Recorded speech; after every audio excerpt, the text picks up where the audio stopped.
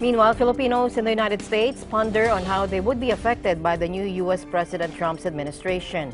His latest proposal last June was to ban immigrants from areas of the world where there's a proven history of terrorism against the U.S., Europe, or our allies. Now, 40 countries, including the Philippines, were two terror groups listed, or as many as 10.2 million people who could be affected by such a policy. Current counts show that there are 4 million Filipinos in the U.S.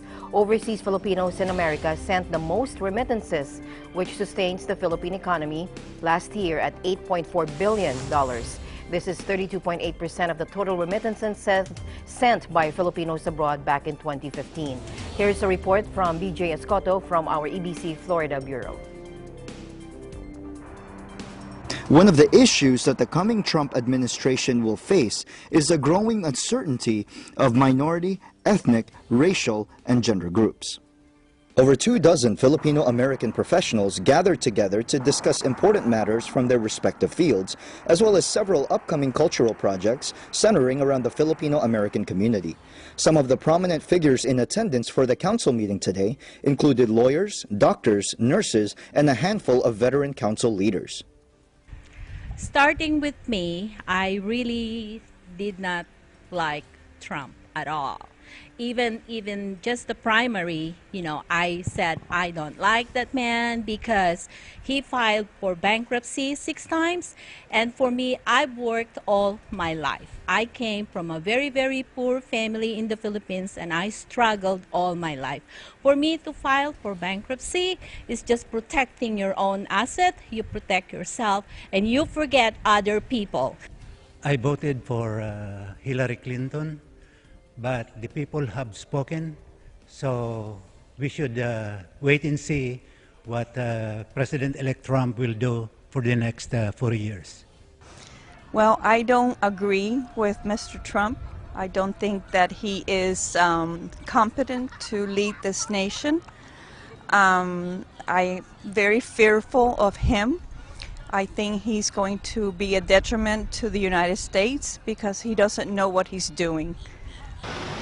I'm kind of scared with international relations because from what I've heard is he's not going to get too caught up in the politics of international, relations. He's going to let his vice or some type of secretary, I forget which one it is, but at least that's just what I've heard, he's going to let that guy do it. I don't think he's going to follow through because he's already gone back on policies that he's campaigned for, so I wouldn't be surprised if he didn't. For the economy, I just hope that tax will go low. That's it. The thing that I like about Trump's policies is basically, from what I've heard, the health benefits that I'm for. But immigration-wise, I think it's too steep for me. So I think the U.S. should be more open. With some of the election dynamics that were going on, where there might have been some things related to the Philippines and what have you, I think that overall Donald Trump is a friend to the Philippines. I know he had a Trump project in Manila, so if he's had issues with the Philippines and Manila, then he's setting up shop in the wrong place. Now granted, he's supposed to divest from all of his business practices and run the nation, but the thing is I think we're going to be fine. Every 4 years, you're always going to have a nominee, somebody that gets elected, and there's always going to be somebody ticked off at the other side of the aisle. The Inauguration Day ceremony is expected to draw a great number of supporters and protesters. The Inauguration Ball itself has already experienced controversy due to performers pulling out or refusing to perform. Among those who are confirmed to perform are the Mormon Tabernacle Choir and Jackie Evancho, a young opera singer.